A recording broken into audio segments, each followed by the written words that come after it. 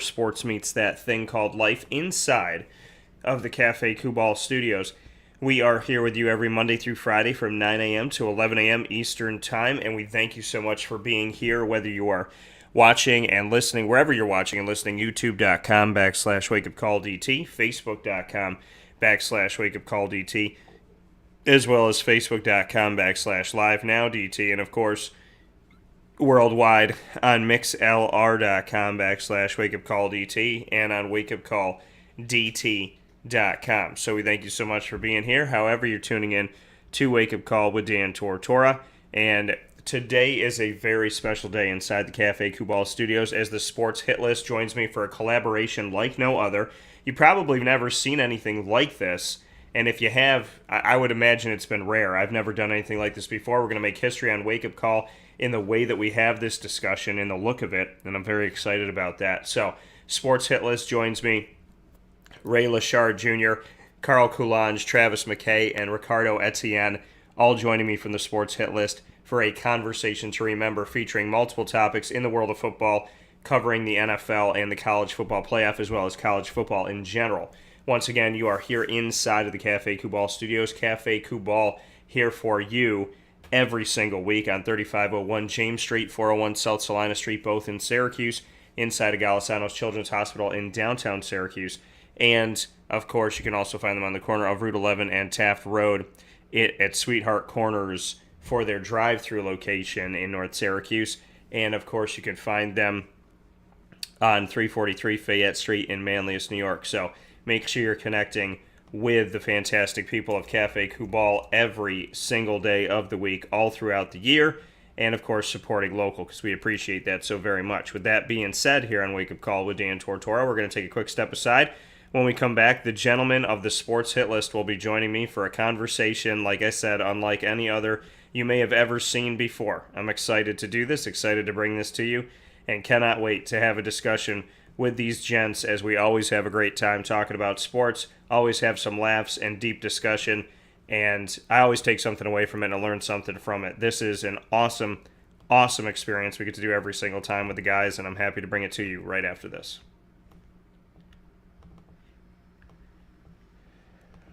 Carvel DeWitt, it's what happy tastes like. Do you know why? Because we make ice cream. Creamy, rich, flavorful ice cream. Not yogurt or iced milk like some of our competitors. Ice cream. Fresh, by hand, daily. For the calorie conscious, we have something new for you. Our new Carvelite. Same great flavor, creaminess, and texture of our regular ice cream with only 35 calories an ounce. So whether you want an ice cream cake, flying saucer, dasher, Carvalanche, hard or soft ice cream, we will satisfy your craving with our fresh, handmade regular or new Carvelite ice cream. Carvel DeWitt. It's what happy tastes like.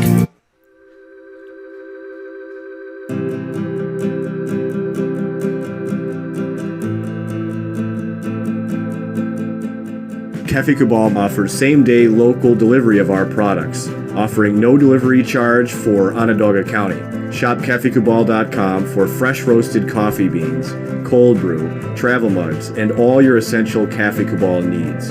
Cafe Kubal, coffee for the soul.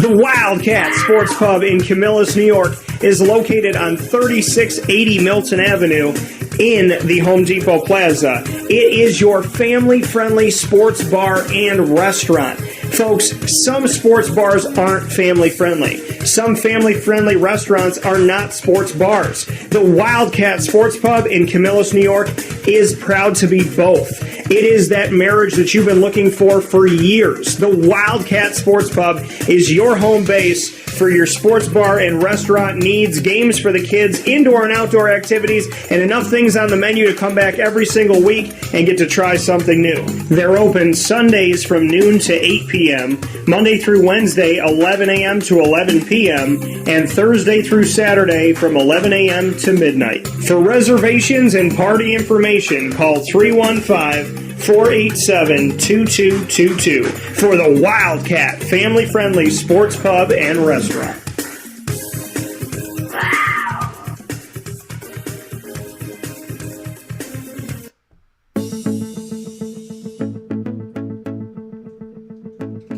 Avicoli's, located on the corner of Route 57 and Wetzel Road in Liverpool, New York, has been your trusted neighbor for decades. Located just steps from Liverpool High School, we're happy to have the Liverpool Warriors on-site, on-location broadcast at Avicoli's through Wake Up Call with Dan Tortora every single month, featuring student-athletes, coaches, and administration throughout the year from Liverpool High School. Head out to Avicoli's today on the corner of Route 57 and Wetzel Road in Liverpool, New York, open Tuesday through Sunday for lunch, dinner, and drinks. We'd love to see you out there, and of course you can call them at 315-622-5100 for takeout, delivery, and catering. That's 315-622-5100, and also find them on myavicolis.com. That's myavicollis.com.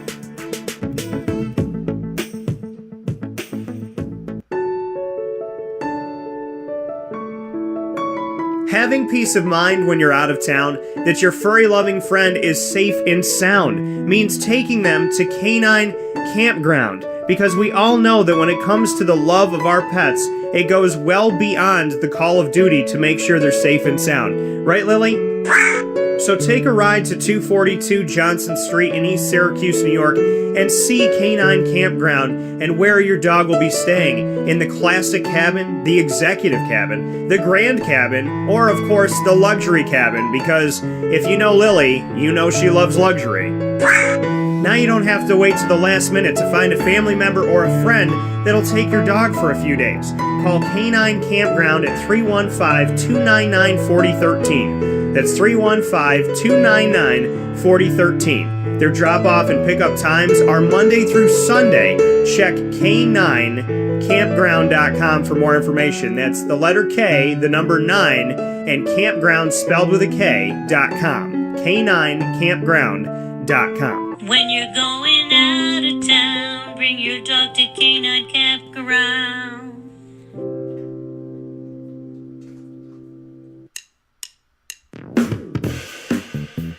PB&J's Lunchbox, the food truck that you love finding all throughout Central and Upstate New York, now has a street-side cafe. So when you're craving their traditional favorites as well as their out-of-box amazing menu items, you can now head to 663 Old Liverpool Road in Liverpool, New York. Located just minutes from the highway, the Thruway, Destiny USA, and Onondaga Lake Parkway, PB&J's Lunchbox Street-Side Cafe is there for you Monday through Saturday from 9 a.m. to 7 p.m., serving breakfast, lunch, and dinner all throughout the day. Get breakfast for dinner, dinner for lunch, whatever you fancy, including their award-winning grilled peanut butter and jelly sandwich. Find them at 663 Old Liverpool Road in Liverpool, New York. PB&J's Lunchbox, where we love to know what's in your lunchbox.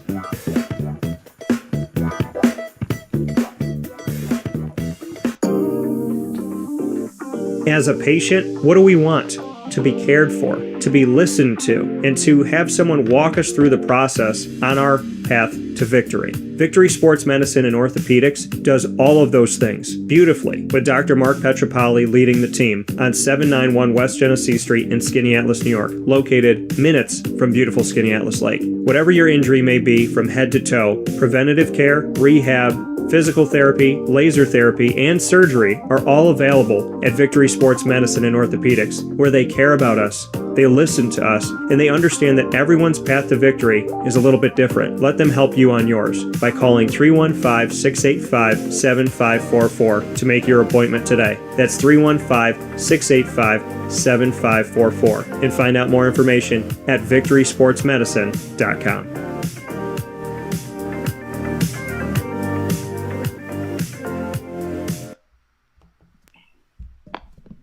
What's up, everybody? Wake Up Call with Dan Tortora back here inside of the Cafe Cubal studios. And you're hanging out with us here, the Sports Hit List. You know these gentlemen from Rick, Etienne, Travis McKay, Rainal Lochard, and Carl Coulanges all here with me. We have done this before. We are here to do it again, the first time in 2022.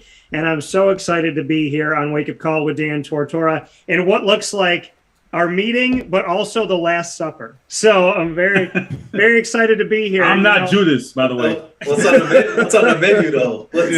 I'm right. I'm just here for the eats and the wine. I'm not Judas. I am not Judas, Dan. You know what the thing is Judas is in that chair on the end. Yeah. You just left already to let everybody know where the meeting's at. That's what happened. So we are here with the gentlemen here that's all are contributing to the Sports Hit List. I appreciate so very much Ray, Carl, Rick, and Travis for being here with me. This is a football-centric show that we're going to tackle today. We're going to get into a lot of NFL topics as well as college football. But before we do any of that, gentlemen, thank you for dining with me only this way. I appreciate it.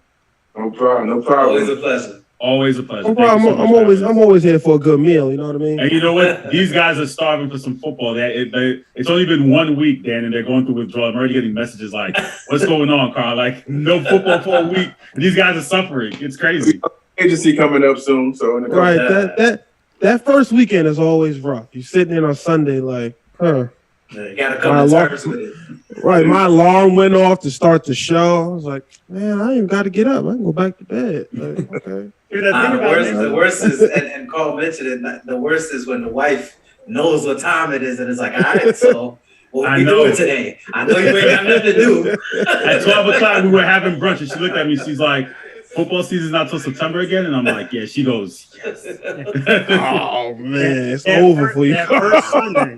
That first Sunday without, that's when you got to be like, no, honey. USFL's draft's coming up. Their season's about to be here, and we got rookie minicamp. For the Jaguars, my coach changes every 3 months, so I got to get ready. Yeah, for stay that. on top of that. I know somebody's going to bring it up, so I wanted to bring it up before anybody could throw it at me. But I do want to say that it's very interesting to have, for the first time ever, this table approach. It's nice that Rick and Carl and I are sitting here on the chairs. And then we have like the Mysterio, like fishbowl orbs of Travis and Rick, or Travis and Ray. But Rick, I got to shout you out too, because I don't know, the editing of all of this, but Carl and I look like normal people. You like, we talked about it off the air. You look like Marlon Wayne's little man. You look like Kevin Hart right now. Yeah. Like I'm just wait.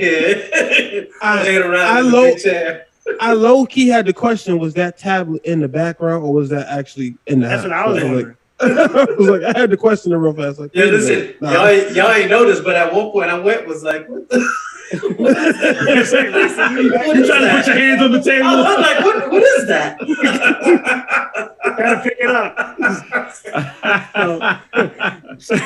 So with that being said, let's do the elephant in the room, and let's do it first and foremost. We got a lot of things to unpack with football. Though football is done officially in the NFL for games right now, on Wake Up Call, it's never done. Every Wednesday in the second hour, 10 a.m. to 11 a.m. Eastern Time, we do the Fantasy Football Power Hour, powered by the Wildcat Sports Pub. And we're continuing college and NFL talk here today with the gentleman, the Sports Hit List. So football never goes away on my show. And so I definitely am excited to get into this. We got a lot of stuff to unpack, but I know you guys want to ask me about it. So whoever wants to start, go ahead with your Jaguars. Go ahead with your Urban Meyer memes. Say what you got to say. Let me just be the first to say, I've been trying to tell Carl about this, that football season never stops. He doesn't believe me. I've been trying to tell him that. Don't listen. You know what I mean? Don't listen, Dan. Don't listen to him. This. Don't listen to him because he pitched that kickoff show. He got the kickoff show. Then he approaches me and says, "Carl, we need an off-season show," and he got the off-season show. So I don't know what else you want. Like right now, like you get what you want. So I don't know what else you want from me. I don't know. My hands are tied.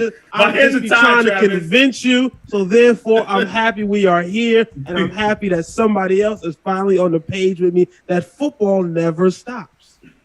Never. I mean, it doesn't, but it does take a break to not take a flight home, so it can get a little bit of that non-wife love, apparently. Yeah, it's like that. It's like those restaurants that are kind of open 24 hours, but like close at like 3 and then reopen at 5.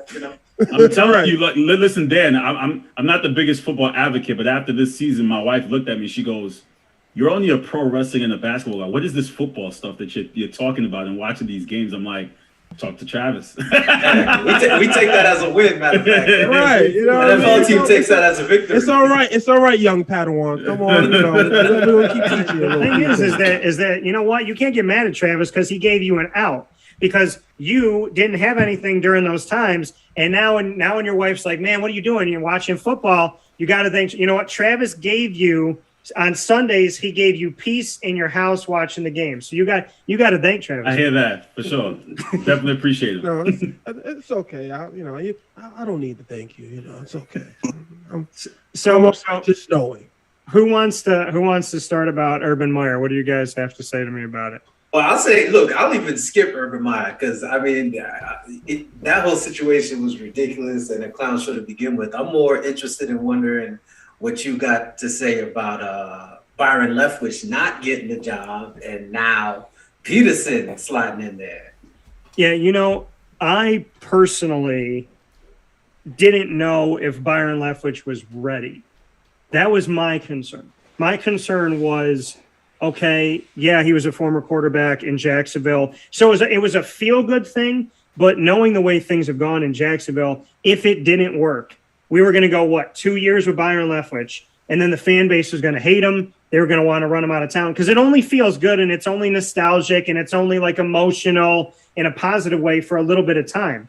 But if he didn't do good in those first couple seasons, it would have tarnished his whole reputation in Jacksonville. So I looked at the background of that. And then at the same time, he was only the OC for 3 years in Tampa, and 2 of those years were with Tom Brady and arguably the best, some of the best weapons in the country. So my concern was without Tom Brady, without Chris Godwin, without Mike Evans, coming on a team that's got a bunch of young wide receivers, is Byron really a guru, or was Byron in a situation where he really didn't have to do that much having Tom Brady come into town? So I didn't want to roll the dice this early in Byron's career. It's not that I wouldn't do it a couple years down the road, but it was the same way I felt about Kellen Moore. I wasn't ready to roll the dice there. I actually wanted Nate Hackett. I've known Nate Hackett for a long time. I knew him at Syracuse. He came in with Doug Marrone at Syracuse and was Doug Marrone's right hand. They built their offense on 4 different NFL offenses mashed together. They built it in Syracuse, brought it to Buffalo, brought it to Jacksonville, took over in Jacksonville, had it there, and then obviously Nate went over to Green Bay after he was unceremoniously let go by Doug Marrone. So to me, Nate Hackett deserved the job before I saw him on anybody's list, and I think its proof is in the pudding. There was 10 openings, and the first one to get a job was Nate Hackett. Would you say that that Super Bowl that he won with the Eagles, does that kind of help his case in the situation or no? I think that if Doug Peterson had won that championship and didn't just falter after, Carson Wentz can't stay healthy. I know that's part of it. They let go of Nick Foles. That could be part of it too. But to see Doug Peterson trend downward, that made me concerned. Because when I'm looking at the list and I'm looking at Leftwich and Moore, like I said, I didn't think they were ready. Nate Hackett, I felt like he was ready to make the change. Then Jim Caldwell's kind of an equator line guy. And did I really want somebody to – because somebody said to me, they're like, 8 or 9 wins is better than 1 or 2. And I said, yeah, but if you fight for your limitations, you get to keep them. I want a coach who can win. And of the list that they had of guys that they interviewed, besides my pick for Nate Hackett, Doug Peterson was the only proven champion there. So do I think it's a better bet than what they've had in the past? Yes. Do I think it helps that he won a championship? Yes. Do I like his personality more than Marrone? 100%. But I'm concerned of am I going to get the Doug Peterson that knows how to win a championship? Or did Doug Peterson have a telltale sign when he started to dip after that? So I'm kind of concerned of can he keep it going once he gets it going is I guess my question. How confident are they with what he can bring to the development of the quarterback position? Yeah, I think the biggest thing there is that's what entices me about him.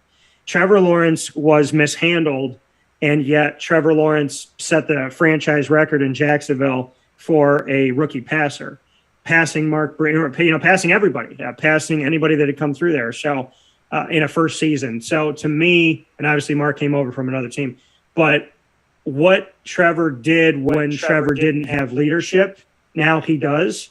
So I think you bring in a coach who's won a championship, you bring in a coach who knows how to coach quarterbacks, then hopefully that's 2 birds with 1 stone, because the defense obviously showed it could do good things. And, the offense, you got a bunch of good running backs there.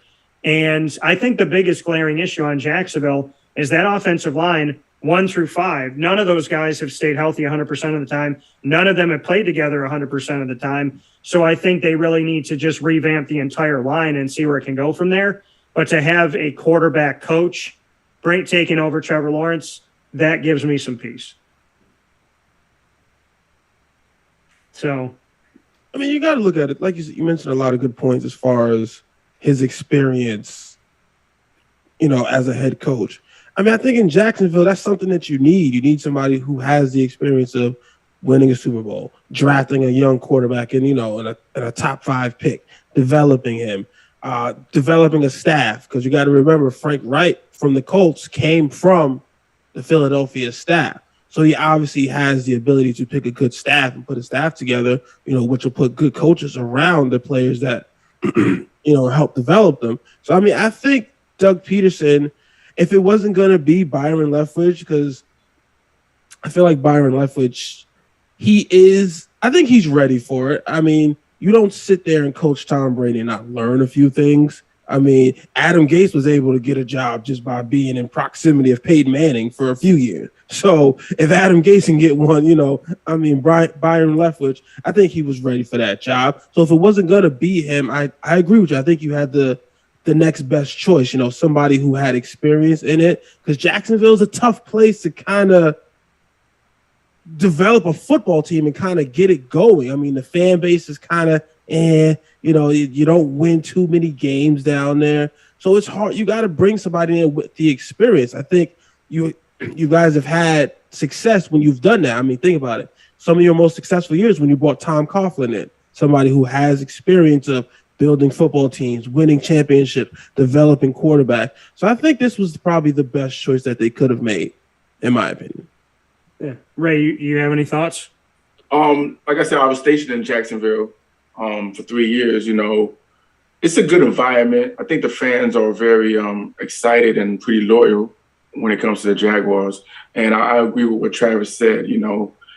I think that type of organization needs someone who's proven, not someone who's just starting. They need someone to create the culture again, build up the culture, and get everything rolling in that Stanford. You have a good quarterback in Trevor Lawrence. I think he's good. What I've seen of him, because I went to a couple games, he's good, but he was just a rookie. He's had a couple good series, and then he shows you that he's a rookie. But he definitely has some upside. The Urban Meyer thing is just unfortunate the way it went down. Like, we really don't know how good of a coach he really is, because no one expected anything from him this year. It was just all the other shenanigans that were happening, non-football related issues. So it was just a big mess. But we'll see. We'll see what Peterson can do. Like, I've always thought he was a good coach when he was in the Eagles, so I always thought he was the best coach in our division. I feel like he probably didn't get the best deal at Philly. That's probably had to do with Top, but I think it's a good hire, and we'll see what happens from there. Yeah. See, the one thing I think that's most unfortunate about the Urban Meyer thing is that with such a young team, it ends up feeling as if it's a wasted year. You know what I mean? So now you've got guys who were technically rookies this year who are hitting refresh and kind of going to be having that whole rookie season next year all over again. You know what I mean? Kind of like in a more competent sense, if that makes any sense. You know what I mean? So that's the one thing that sucks more than anything. Dan, let me ask you a question, Dan, as far as Byron Leftwich. Can you give us anything as far as what necessarily went down? Like, we've heard rumors that he didn't want the job because they couldn't get the GM that's currently there out, and they wanted to elevate Wilson to the GM position. Like, was that kind of the case, or was it all a smokescreen? I can't speak to the room, because obviously that room was tiny, but I think, from the fan base, and I put a lot of it out there to kind of see what people felt. Trent Baalke, there's the notion that he was standing in the way of things and that he was blocking things. And a lot of fans were for the removal of him. And, I think with Shad Khan, at this point as the owner, what I see from him is that he can't afford to misfire again. He knows how to talk after a disaster strikes. He's great to step to the podium when the tornadoes hit and there's debris everywhere. He's really good at coming to the podium and talking about how we move forward. But what he's not good at is preventing the tornado. And I think at this point with Trent Baalke, it's when you see the firing of a head coach, sometimes you see the firing of a GM if there's an issue within that. And the Baalke, I don't know Trent Baalke. I've never met him and I've never sat down with him. So I can't speak to how I think he is as an individual. But the Byron Leftwich thing, it dragged on too long and it became too much of an issue. What really, even more than Byron, that bothered me is that Jacksonville was the first to the opportunity of finding a head coach weeks ahead of time. And they didn't take advantage of it. And I think that to me was an issue. They can interview all these guys. They interviewed like 7 guys and allegedly before really any of the coaches that were in the playoffs and whatnot. And that they should have had a coach by Black Monday. They should have had somebody in place. And I understand they couldn't talk to Byron beforehand, because they were in the playoffs and whatnot. But to speak to what it was, I can't confirm or deny. But the Byron saga seemed like it was done and then it wasn't done. And I think that was the thing that was kind of weird for me, is that like the toe was going into the water, but the body never went in. And that kind of threw me off as to what actually happened with Byron. And now it's made me kind of question, did that murky the water for him in the future of ever becoming the coach of Jacksonville, I guess. So in that respect, I do want to make a note of this because we brought up Peyton Manning too. So I do want to mention this. Peyton Manning in his first season in 1998, 26 touchdowns to 28 interceptions, 3,739 yards. Trevor Lawrence, 3,641 yards, 12 touchdowns to 17 interceptions. So the notion that he's not that good, that I think some people may want to look at, which none of you guys said, but that people might want to write him off because he's in Jacksonville. I would remind people that within that same division, Jacksonville in Peyton Manning when he was with the Colts, that typically a rookie quarterback makes a lot of mistakes, especially when they're starting from day zero. So just to make mention of that. Carl, I want to start. And then you add all that dysfunction on top of it. In my quote, when I got asked about Urban Meyer, my initial thing was, I don't know how I feel about the move because I think him and I have different moral compasses, and I don't know if we have the same values. And then cut and paste it and move down to the a couple months later, and that held true 100,000%. That who he was is definitely not who I am, and it's not how I would have led a team. And I just think, and when I did interview Urban Meyer in the press conference, I mean, he was turned sideways. He was kind of talking over here. He was nonchalant. He just kind of looked like he was never fully there. Mm-hmm. And I think he showed that in the way that he treated the team. And by the way, a team that already had problems in the locker room, Jacksonville suffers from a lack of leadership that has stemmed back for a very long time. We're talking years upon years.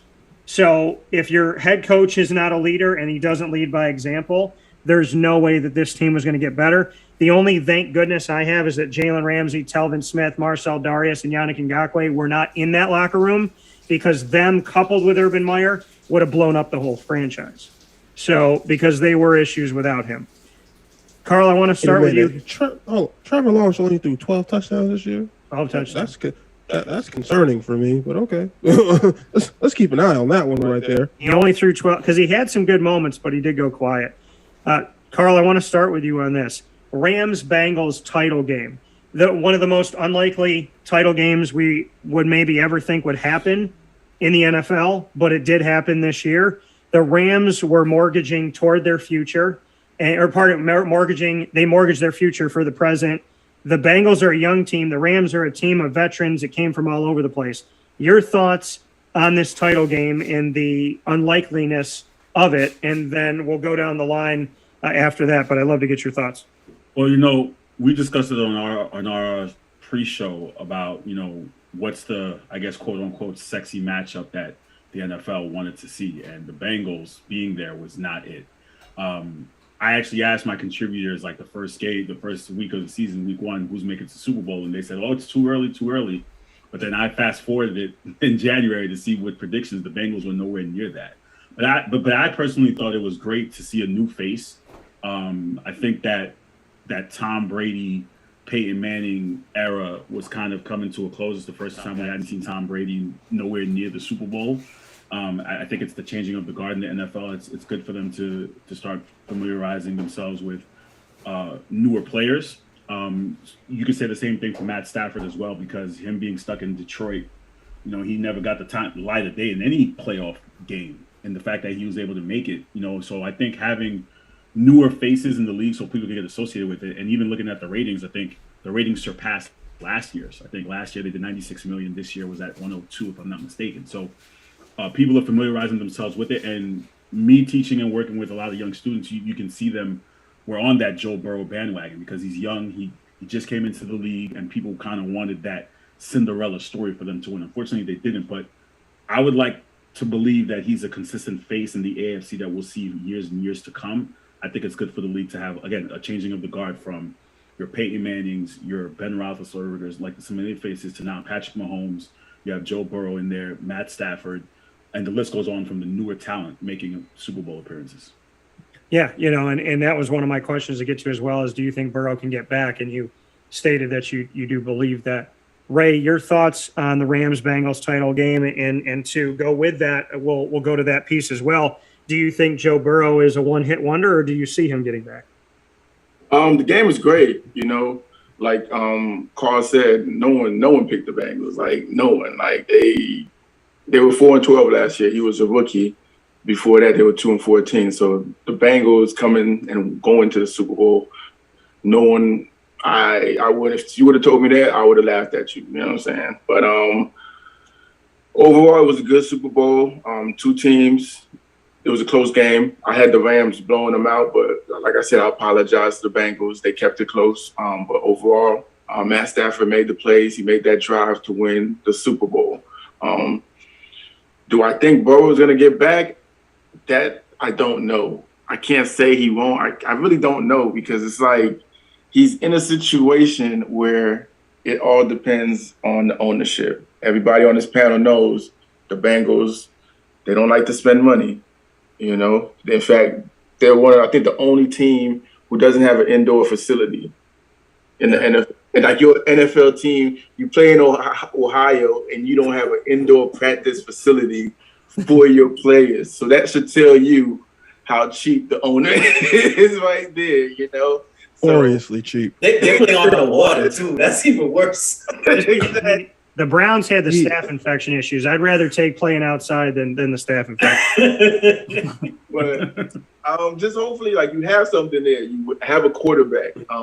Do what you have to do to protect this guy. Do what you have to do to build around him, and just make some investments. Like, you have something there. Hopefully they learn from the whole Carson Palmer thing, because I think Carson Palmer, he just said, I'm retiring or you're going to trade me, because he couldn't take it anymore. So hopefully they do learn from it, and they at least do their best to make this team competitive. That's pretty much all I can say about that. Do I think he's going to go back to another Super Bowl? I don't know. But make the team competitive. Make the team able to at least compete in the division, make more playoff runs, and we'll see.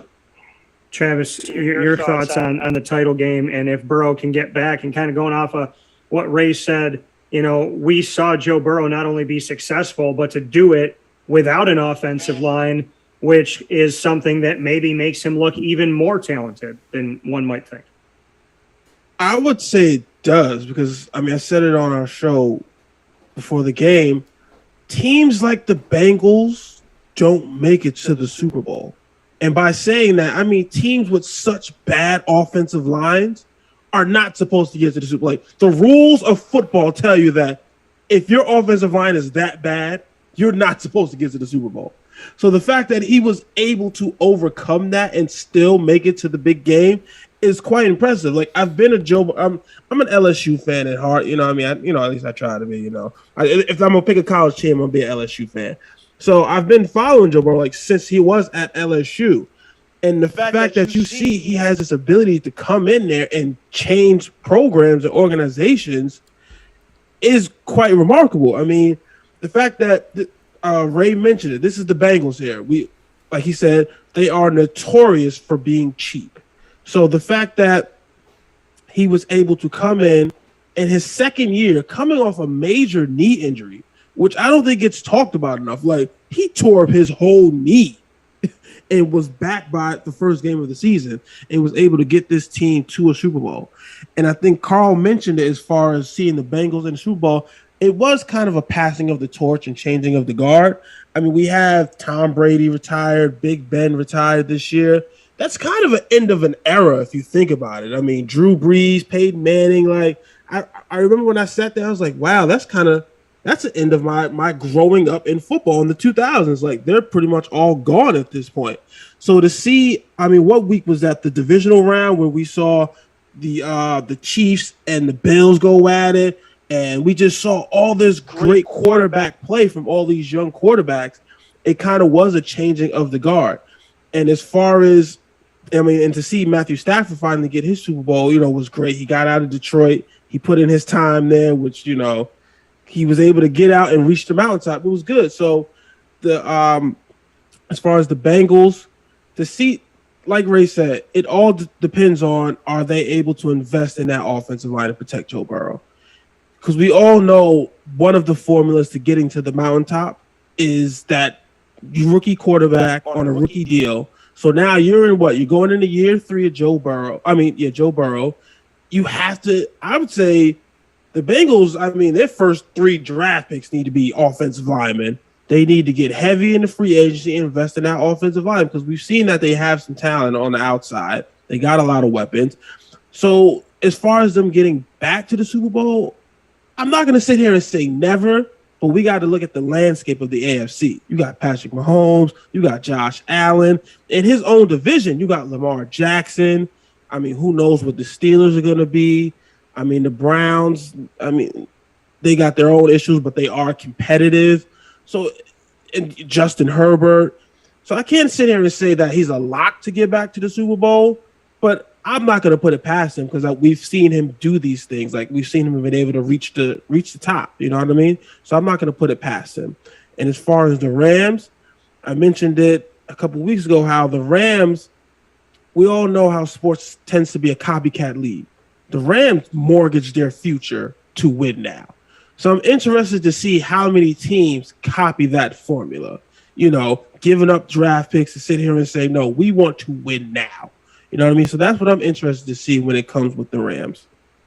And Travis, we're going to go around on this one because I want to talk about this too. So Rick, before I get to you here, because you mentioned it, Travis, are you for or against a team mortgaging its future to win right now? Do you like that setup? Do you like the fact that they said, hey, you know what, we're not going to have a first-round pick until 2024, give up 2 for Jalen Ramsey, and then go out there, give up so much for Matt Stafford, multiple rounds, and to bring in Stafford, Jalen Ramsey, Von Miller, to bring these guys, Odell Beckham Jr., to bring these players onto your team to win right now and to give up so much of building toward the future. Are you for that model or against that model? I mean, granted, it won a championship, so to some people it might sound crazy to say you're against it, but, to say we want to win now and then maybe one more year this next year, and then we don't know, do you like that model or no? I mean, I'm going to take it one from the player's perspective on the team. I mean, yeah, I want to win now. I'm not worried about what these draft picks can do 3-4 years down the line. Like, I'm trying to win now. I mean, you got certain players that came on that team. Von Miller, he's at the tail end of his career. Aaron Donald, he's done everything but win a Super Bowl. So why would I care about these first-round picks that are going to come in 2025, 2026? They're not going to help us win right now. I mean, from a fan standpoint, it kind of gives you that instant gratification because you get that championship now. So how long are you going to be able to ride the high of that championship? because I'm interested to see what this Ram team looks like in 2025 and 2026. You know what I mean? That is the fact that they've mortgaged his future. But I can see it from both ways. And I mean, I guess I would probably lean towards let's win now. Like, let's go out here and win now. I mean, you got to play like Odell Beckham. You know, he tore up his knee. He's heading into free agency. You know what I mean? This could have been his one shot. A lot of players only get one shot at winning a Super Bowl. So to sit here and take advantage of that, I would say, you know what? Let's push the chips into the table. Let's go get this now. I have an answer to that, but I know Rick is waiting to cook, so I'm gonna let because I totally disagree with his point, but I'm gonna let Rick go. All right, so since you disagree, let me jump in real quick and say I absolutely agree. Look at some of the key things we're talking about here going into the Super Bowl and even coming out of the Super Bowl. Let's look at both quarterbacks, right? On one side, you've got Stafford, who played 12 years and never even sniffed the playoffs. You know what I mean? Gets there, you know, he goes to a team fully loaded and talented like this in one shot, goes all the way through, wins the Super Bowl, you know?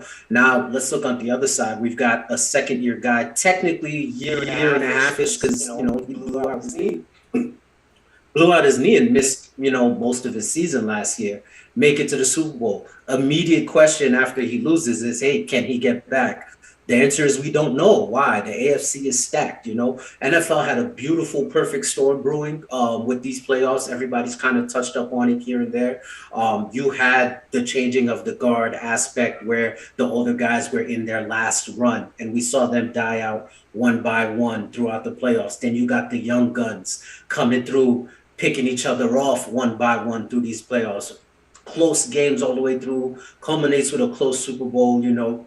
So for us to say, is Burrow going to be back? We can't guarantee it. We go into next season alone, you're talking Mahomes, you're talking Josh Allen. Maybe you throw Burrow in there at 3, right? Those are your top 3 in the NFL, possibly in the AFC at the very least. You still got Herbert, who hasn't made his playoff yet. You still got Lamar, who was not healthy this season. So we know what they're bringing. That's already 5 studs that, you know, at any time, if their teams get it together, can make a kind of run that we've seen. So none of that is guaranteed. So when you do have a situation where, as an organization, you've got enough pieces in place where that if you can bring in a couple more of these pieces, you know, these mercenary type guys, as some folks would like to call them, you know, why not do it? Go all in, because we say, hey, it's going to be interesting to see what this LA team looks like, you know, in 2025, 2026, 2027, you know what they're going to look like? They're going to look like they had just won the Super Bowl in the past 5 years and nobody's going to care. You know what I mean? That tasted champagne lasts a very long time. So to be able to get one and know you got that one, of course, take that over the hope of possibly drafting the next big thing that's possibly going to get you one down in a decade or so. You don't know. Carl? So in our history of sports, and we had this conversation with Travis where we see in the NBA, right? Because we compare sports. The NBA is changing of the guard where they used to do like the super team is not working. And we've seen it where players are going to teams and they're not building the dynasties like they did with the Heatles or, you know, big threes. It's not working where they're going back to the building around talent. For example, Giannis is doing it and other teams. So I think the model in sports never changes. It's through the draft. And we're about to have a new show where we're building the roster. You build your roster through your draft. Now, I'm not saying that Matt Stafford approach didn't, like, it works, but it's not as guaranteed as you'd say a draft. When you draft young players, you keep the core together and you get yourself to a Super Bowl. The Chiefs just did it. It just so happens that this year they didn't make it and everyone had them making it. So as much as I'd like to sit here and agree and say, you know, throw in all the chips to get yourself a championship, that model of consistency of building your players through the draft, whether you're in baseball and basketball and football, even in the NHL, that formula never fails. As long as you build the right, you have a GM who knows what they're doing and they draft the right players and the right talent, and you bring the right coach, then you put some other pieces, some veteran pieces around that, it gets you to the Super Bowl. Again, when has that system ever failed in sports? I understand the quick fix when you're not winning, but the draft system never fails. And you guys can correct me if I'm wrong. Yeah, I'm not saying it never fails, but I'm ready to correct you on that. I feel like I feel like now I'll drop this one little caveat and then one of the other guys can step in. I think a lot of that, everything that you just said, is of the mindset of watching the Patriots over the past 20 years. Everybody's not the Patriots. You're right. If you take them out of the equation, none of what you said makes sense, to be honest. Right. I mean, the Browns went through a period where they were accumulating draft picks, and look where they still are. Keep in mind what I said, though. You have to have the right GM make those. You have to have someone who knows talent to make those picks. Again, I'm not okay. Let me not sit here and say it guarantees you a championship, but again, we all know and understand in sports, you go through the draft. You build your team through the draft. No, do we not do that? Like, if you think about it, again, I would challenge you to remove Bill Belichick and the Patriots from that equation and reevaluate. Did the Chiefs not do it though? Not even removing the Patriots, because Bill Belichick don't have the. He's not shooting 10 for 10 from draft picks. You know what I mean? He's got some busted as well. 40. You know what I mean? Like, the draft is not a guarantee. When you sit here and say that building through the draft, I mean, yes, it's a great concept. I think it's a combination. You have to be able to build through the draft and be able to accumulate free agents. You know what I mean? Because if you sit there and you're accumulating through the draft, think about it. You're taking draft picks are what, 50-50? You know what I mean? There's no guarantee that they're going to work out. So I can sit here and see the argument for the Rams to go out here. We went out here and traded for the best corner in the NFL. You know what I mean? And Jalen Ramsey at the time. We sat there and we traded for Von Miller, a proven pass rusher, a Super Bowl MVP. I hate talking about that Super Bowl because it was against my Panthers, but I digress. We sit here and we talk about, you go out here and you get Odell Beckham, who is, his stock was down at the time, but is a proven commodity. You go out there and you get Matthew Stafford, who, again, we didn't see him in a winning situation, but we knew his talent was proven. You know what I mean? His ability to win and go out here and do all that other stuff was questionable, but we knew his talent. He still had one of the best arms in the NFL. So you're going out here, and if you're trading and picking up free agents, I'm hoping that you're spending money on proven players, and you're just hoping that bringing them into your system will just make them better. You know what I mean? So I think it's a combination of both. You got to have some young talent because the NFL, it's a rough game. Players get injured. The average career is 3.5 years or so. So you got to be able to bring in some young studs, you know what I mean, to help you get over the hump, you know what I mean? But I think it's a combination of both. I don't think just sitting there and trying to build the team through the draft is always is a solid of a track record as they say it is. Yeah, I think the additional point too is that just the difference between the NFL and the NBA as well is like in the NBA, you can bring in 3 or 4 free agents or trades at once, and that completely alters your entire team. In the NFL, when you're bringing in those additional 3 or 4 players via free agency or trade, whatever it may be, that's just that little extra bit you need to put you over the top based off of what you've already established. Yeah, like everybody's been saying, it's definitely a combination. Because if you really look at it, I mean, the 22 starters from the Rams, 14 of them were drafted. You know, if you also look at it, the trades that they made, they traded for those important positions, like number 1, quarterback. So if you got a proven quarterback, who cares about 2 first-round picks? Yeah. Proven, you don't know anything about those other first-round picks. You got a pass rusher from Von Miller for a 2nd or 3rd round.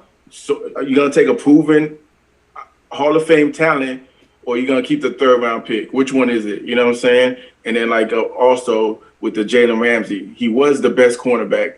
So, okay, cool. I know he can play. I've seen him play. He's proven. So losing a 1st round pick, it doesn't really matter when you have a proven guy. And they have a good culture. You never hear them in the news. And that's crazy because they're in LA. You know what I'm saying? Would think so that also plays a big factor. That organization is ran great, what they got out of the Todd Gurley deal with no issue. How many organizations would alone struggle paying a running back and still hurting after a couple of years? Todd Gurley left 2 years ago and they won the Super Bowl. Jared Goff left. Jared Goff, right. And Todd Gurley's irrelevant now. Yeah. So you know what I'm saying? So even that didn't affect them because, paying running backs isn't the best thing to do in the NFL. In fact, you shouldn't do it at all in the NFL. But it's a combination.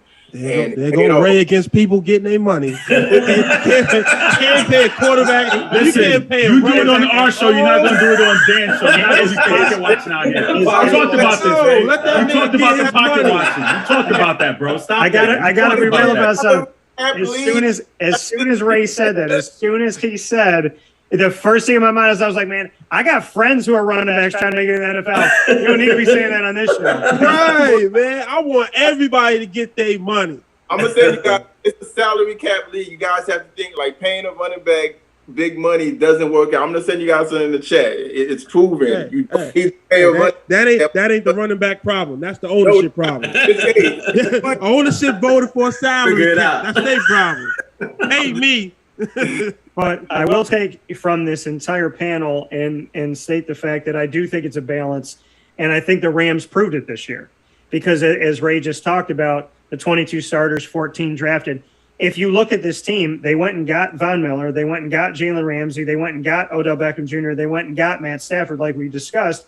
But the two guys that you would give the MVP to of the championship game, Aaron Donald and Cooper Kupp. Both drafted. Yeah. Now, here's another little thing I'll add on to that too, especially in particularly for the Rams. They're on the clock too. If you think about it, there was this race for LA. You've got the Rams and the Chargers both moving to LA to share the stadium. The race was on to see who was going to capture that city. When you look across and you see a kid like Justin Herbert over there, and you start thinking, hey, at any moment now, they might be able to step up and do this. We need to step in there and grab a stranglehold on this city before they do. So that was very huge, too, for them to be able to win a Super Bowl before Herbert gets going. To add to your point, though, as far as LA, because you made the point earlier about how, they won that championship now 4 or 5 years down the road. They'll be like, okay, well, we got that chip. LA's a different town. LA's about championships. So I'm interested to see what this team looks like 4 or 5 years down the road. Are they going to be able to still ride that high of winning this championship? Because we all know LA is about championship. They're not going to sit here and give you a lot of leeway like, all right, that was 4 or 5 years ago. What have you done for me lately? So I'm interested to see how that goes in that town. LA's about red carpet. I want to know how many of those celebrities that showed up for that championship game. I want to know if Leonardo DiCaprio is going to be in the building if this Rams team is struggling a little bit. I want to know if that's going to happen. That's what I'm looking at and also I think the Rams kind of just threw it in their case, and it's not with everybody's case, but there's juxtaposition here. Look at Cincinnati and look at the Rams. Cincinnati, to Carl's point, Cincinnati said Carson Palmer's not working. They go and get the number 1 pick. They make it Joe Burrow. He wins a college football playoff championship, and he's a huge part of the reason why they're there. The Rams get Jared Goff, the number 1 pick. They realize that they couldn't build through the draft. They go get a 12-year veteran in Matt Stafford who had nothing going in the dungeon of Detroit, and he ends up being the right guy. So the juxtaposition of these two teams is that one team said, our vet isn't working, we need to build through the draft, and then the other team said, our draft didn't work, we need to go find a vet. That's a both worlds, man. Yeah. What'd you say? I'm just curious to see how Jared feels, or any player who's traded and the team ends up winning a championship. Like, how much do you feel? Like, how do you feel just knowing that, that one piece was able to get the team that you couldn't get over the hump? But did Detroit not win the drafts, or did they not win the trades? Because you think about it, Detroit couldn't win with Matt Stafford and Megatron and Calvin Johnson. So, and they couldn't win with Barry Sanders.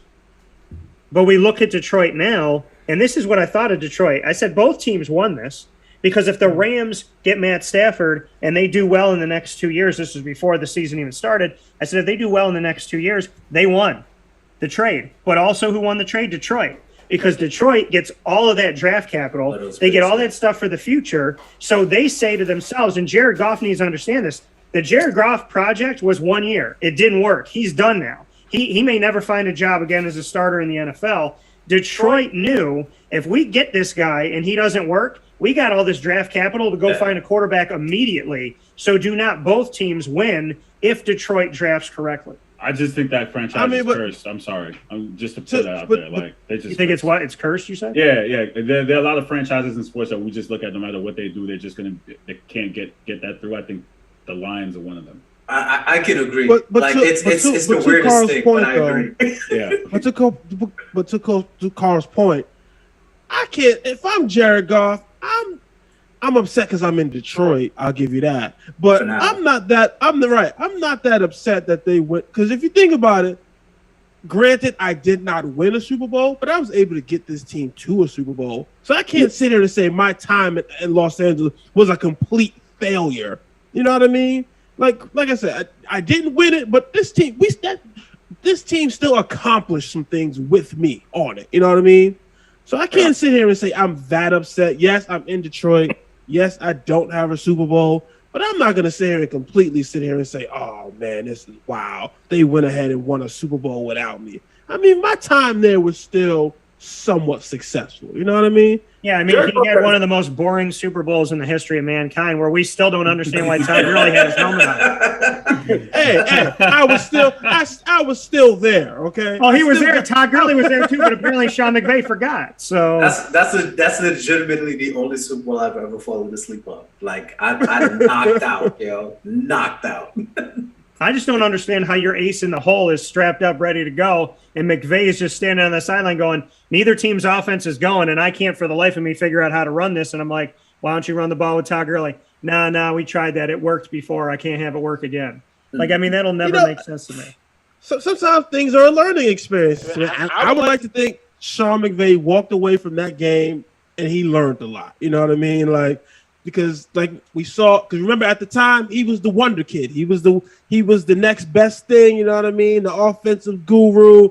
You know what I mean? And he kind of got humbled. So he probably learned a lot from that and was able to apply what he learned from that last Super Bowl and apply it to this one. Sometimes it's just not your time. You know what I mean? I think Bill Belichick did some black magic and he sprinkled it on Sean McVay, and McVay just forgot about Gurley. I'm convinced that Bill Belichick, he drinks the blood of babies. The fountain of youth is right there at Gillette. And I think that he's got some black magic he learned from somewhere. He's making carpets fly and stuff. I don't trust him. I would agree. He sold his soul. I agree.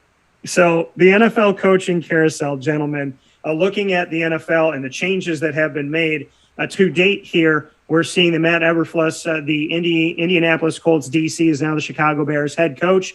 They've tried with offensive coordinators. Now they're trying, or offensive-minded guys. Now they're trying with the DC. Nate Hackett, as I mentioned before, Denver Broncos, the first to hire a coach, and he came from Green Bay as the OC. Lovie Smith is back in the game. If the Houston Texans couldn't make any more decisions that confuse the heck out of all of us, they're now back with Lovie Smith as a head coach now after being the Houston DC. Doug Peterson, as we mentioned, coming from Philly and taking some time off as the head coach as the Jaguars head now. Josh McDaniels, who we thought couldn't leave, and he had already said he would go to the Colts and decided to stay with Belichick. Now he's with the Raiders as the New England OC of many years. Mike McDaniel, San Francisco OC, is with the Miami Dolphins, who fired a guy who went 8-1 in his last 9 games, and I'm sure Rick will talk about Brian Flores. Kevin O'Connell, the Rams OC, is now with the Minnesota Vikings, hired right after the championship game. Dennis Allen, New Orleans DC, is the head coach there after Sean Payton steps down. And Brian DeBall, the Buffalo OC, is now the Giants head coach as the water boy of the Patriots returns to the Patriots, a.k.a. Joe Judge.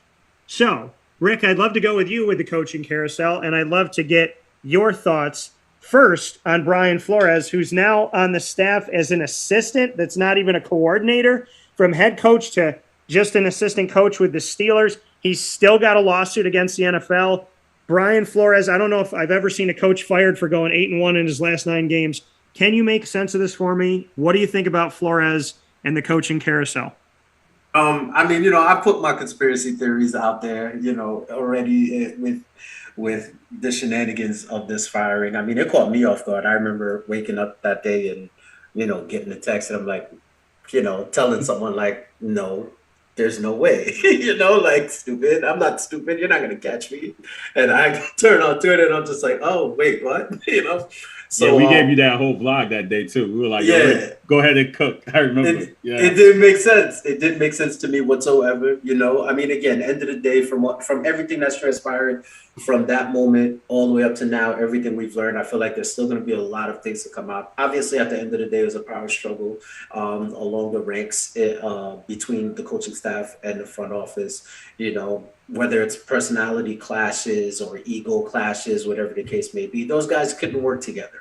And it's unfortunate that this is how it had to end because, again, I think more than anything, the immediate slander campaign that came out right afterwards from Stephen Ross and the Dolphins organization, kind of made me embarrassed as a fan.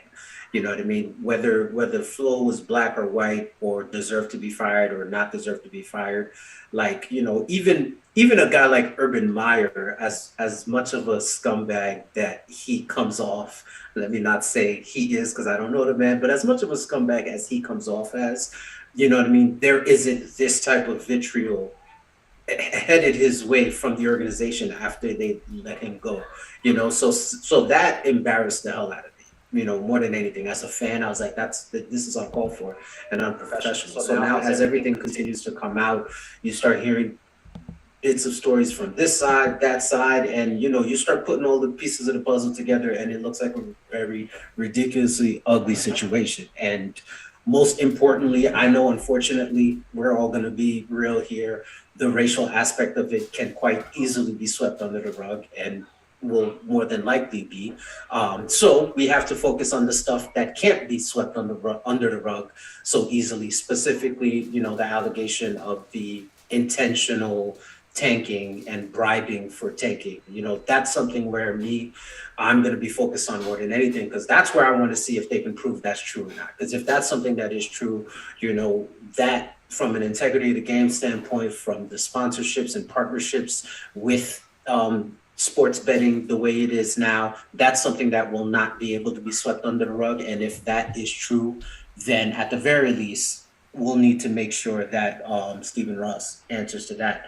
I've always been a fan of Ross and the things he's done for the organization, but at the end of the day, these types of allegations, coupled with the other stuff that we may or may not be able to prove, definitely has turned me sour on him. I'm glad to see that Coach Flo ended up in a position, regardless of what that position is, because, up until a couple of days ago when it was announced, we all would have thought that he's probably not going to coach in the NFL anymore. We just seen it happen with Cap not too long ago, so definitely I'm happy to see that he is still able to be employed within this league while still, pushing this lawsuit forward and trying to do, achieve whatever change he is trying to achieve, which is great. One of the notes I'll say specifically, I remember making a comment about, I know a lot of folks were asking about where's Mike Tomlin speaking up on this situation, where are the Steelers speaking up on the situation. And one of the things I said is it's not fair to have to ask where are they to speak up on the situation, because at face value, they are one of 32 who have been doing it correctly. You know what I mean? So I didn't feel like it was fair for us to demand to hear from them when, they're doing it right. What do they have to speak up for? You know what I mean? Like they are, the rule is literally named after them, so as far as we know, they're doing it the right way. So I didn't feel necessary for them to be called out in that way. So ironically enough, they do end up being the one to say, hey, we're bringing you into our organization. We've got a spot for you. So it's beautiful to see, man. Wrapping up with our new head coach, I'm excited, You get a young wild card, offensive genius in fresh blood. I think more than anything, that's what the Dolphins need. It's a young team, and we need some kind of fresh blood. I love Coach Flo, but I could see where his mindset and the team's mindset would clash. We see a lot of that behind the scenes stuff with that team. They are a very energetic, young, charismatic team, and that's not what we ever see from a Patriots type team.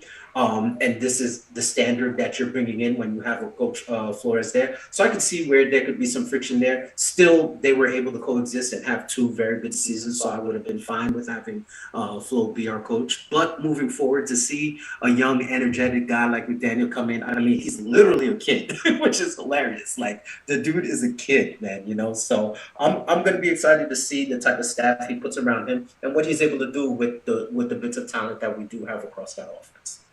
And Ray, I want to go to you next about the coaching carousel. And to your point, Rick, to look at the fact that, like you said, the Rooney Rule, you know, obviously named after what they're doing there in Pittsburgh. And Mike Tomlin, a coach that has been, no matter what people think of him, he's been consistently successful. What is it, like 16 seasons, all winning seasons or something like that?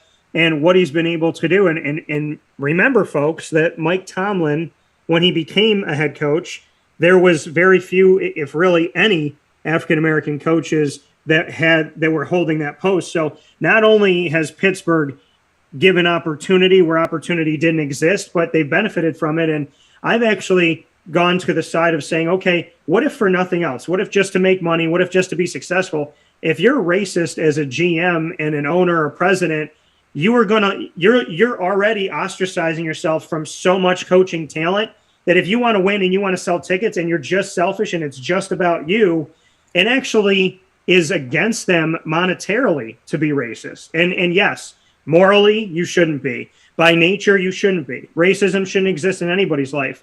And if you spoke to some of these owners and head honchos about the fact of making money and whatnot, when you say, I don't like this color, you've already taken out a ton of great candidates for the job. So you've already screwed yourself over just by being somebody that's very closed-minded, which is very sad to see. Yeah. Well, I'll say this, man. This coaching carousel this year was wild. We had a retirement. We had 2 coaches get kicked out. I mean, got basically fired for non-football related injuries with Gruden and Myers.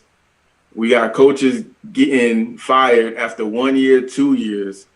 And what I'm seeing now is everybody's like the guy said earlier now, everybody's going younger. They see what LA's done and they just getting younger offensive coordinators jobs. And it was definitely a weird season with coaches this year. And you know, with the whole black coaches thing is we kind of all knew what was going on, and with the Flores thing, he brought it to the attention. He has some evidence and everything like that when it comes to that situation. Hopefully it gets taken care of.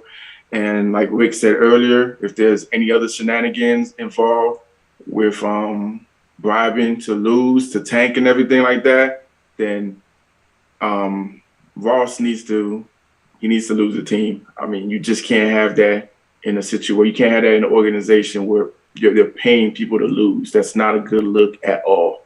But from my point of view, when it came to the coaching, it was just so many coaches. More than I haven't seen. I think there was like 9 jobs open. That's the most I've seen in a very long time. And you had a couple were open for just non-football related incidents, which is crazy to me. Like it's really crazy. And it also shows winning doesn't even matter anymore. Yeah. It doesn't. You could win. Like you said, 8-1. You went 8-1 the last 9 games, and you still got fired. So what is the criteria? Like, what's going on? You don't get enough time to build a culture.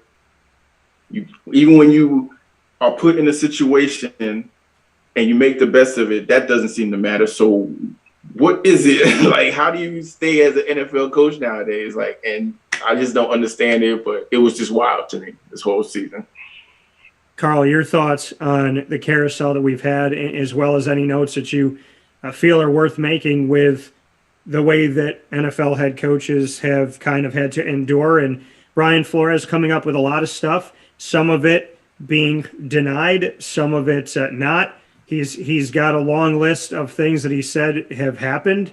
So obviously this is opening us to a world of if there is foul play somewhere, then someone has to answer it. And not to load the question, but I agree with Ray. I don't think that you can't find an owner or somebody in the front office in the NFL, you can't find them enough money to make something make sense. I mean, you got to take the team away. So how do you see the coaching carousel, Carl, and how do you view what Brian Flores is trying to shed a light on right now? Well, you know what? I consider myself, I guess, the sophomore of the crew in terms of football knowledge because I'm just getting accustomed to it. But from what I've seen, it's what Ray said. And I was going to ask this to the panel. It's like, what's the criteria? Now, I understand, football is about, what have you done for me because you're in that you want to win now. But it's anything when it comes to coaching and managing in sports. It's that, the coach is always going to take the first blame when meanwhile the coach isn't necessarily the person who puts the team together.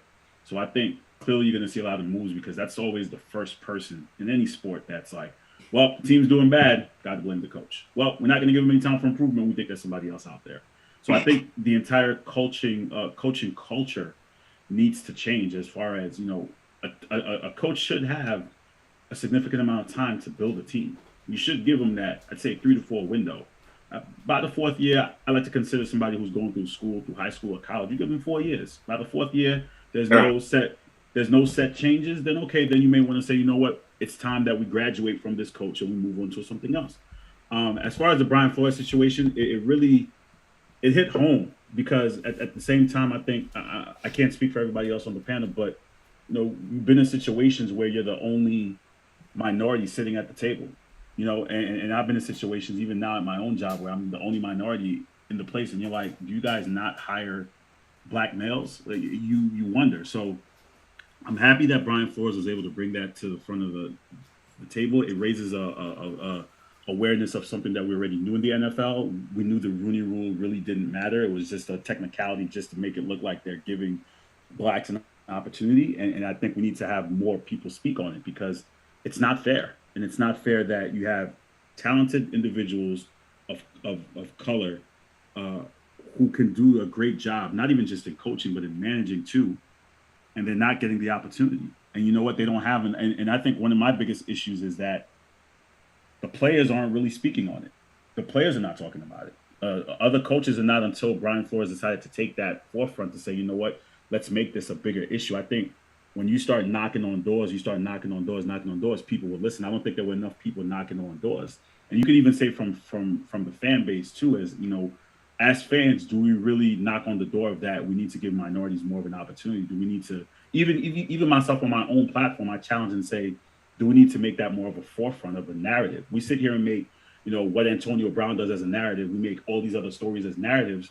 Why are we not making black coaches and black GMs more of a narrative in what we speak? And again, like I said, as a content creator, I take onus on it. We need to start making more videos and pushing more content that's preaching to get more people of color hired. Well, I think, to me, I've always been a proponent of the best person should get the job. And when I've hired people to work for Dan Tortora Broadcast Media, it didn't matter to me if they were male or female. I've had a white male, I had another white male, I had a female, I had an African-American female, and, whether they were answering phones with my show or they were working for this, it doesn't matter to me because I think when I hired one of the people that I hired, it was like, wow, Dan's woke. Not only is she a female, but she's also African-American. It's not why I hired her. I hired her because I knew her from when she was 12. She's a hardworking person. She's an incredible person. She's got incredible morals. She's got a work ethic, and I know that she was going to give me her all. It had nothing to do with if she was orange with purple polka dots. And I think the two sides of the coin that I look at is I don't want to ever take somebody out of a job that's capable, but I also don't want any door to be shut on someone because of what they look like. So I think, should a white male not get a job because a lot of white males got jobs in the past? No, because I think that's also discrimination. But should someone who's a black man or woman not even be let in the door? And in the case of some of these rules, like the Rooney Rule, where Brian Flores is saying, like, hey, if the job was, and how many times has a text to the wrong person outed a story? Mm-hmm. How many times have we seen something like this happen where, oh, I thought I was sending it to this person, and here's Brian Flores going, well, I'm supposed to go out there and interview on Thursday, and you're telling me the job's already wrapped up on Tuesday. So I don't think anybody should be held out of the door of color, background, religion, race, whatever it may be, sexuality, sexual orientation. With that being said, I also don't believe we should have to live in a society where you have to remind people to be open to people that are black, to be open to people that are Hispanic. I don't think we should have to remind people that you should take somebody in who doesn't look like you. And I think in my world, a lot of people think I'm 100% Italian. Not. We have blood in my Italian culture that leads back, and some of it can lead back to the Sudan because there was back and forth between that part of Africa and Italy. And then I know I have family in Spain, and we have a Hispanic background. I've had people say things to me about Hispanics in front of me that are extremely racist, extremely despicable. And why did they say it? Because they didn't think I was Hispanic. So then when they apologized, I said, don't apologize. You're not sorry. You're just sorry that you didn't know your audience. Yeah. So I think what it comes down to is we should never have to put in place, hey, don't forget to talk to women. Hey, don't forget to talk to black people. Hey, don't forget to talk to pregnant women. Hey, don't forget to talk to someone who doesn't look like you. Or don't hire people just because you think they're attractive. We shouldn't have to tell people these things. But in our society, unfortunately, there has been too much for too long that's been allowed to happen.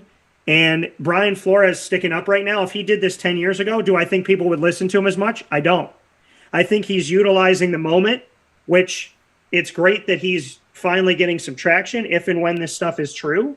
But at the same time, if Brian Flores did this, and I think you can agree with me on this, if he did this 10 years ago, there wasn't a world that really would have listened to him the same way. The Eric Bieniemy thing's been talked about for years, and where's that gone? It hasn't gone anywhere. So, Travis, what are your thoughts? One thing I'll say real quick before Travis, before you go, one thing I wanted to piggyback off of something Carl mentioned as far as saying, the players got to be the ones to step one up. One thing I'll say is obviously we know why we're not seeing it. Players risk, completely alienating themselves as captain, So what I will say though is we seen what happened with Cap. And we saw the fallout in the aftermath. We've seen the NFL do a little bit of a shift, whether it's for show or not, they did, right? So now here comes Flo. Same situation, we all assume same thing's going to happen as it happened with Cap. He's never going to get a job again. But guess what? He got a job, right? And we're just saying, oh, yeah, it's an assistant, not even a coordinator. But he got a job, So, again, these are those types of little steps where the next person might be able to say, all right, well, at least Flo got a job still. So maybe I could speak up and then, and not have to think of the Cap aftermath, and I could think of the Flow aftermath, and so on and so forth. And hopefully, eventually, that's what would build towards, more people kind of speaking up and hopefully us seeing actual change, Yeah.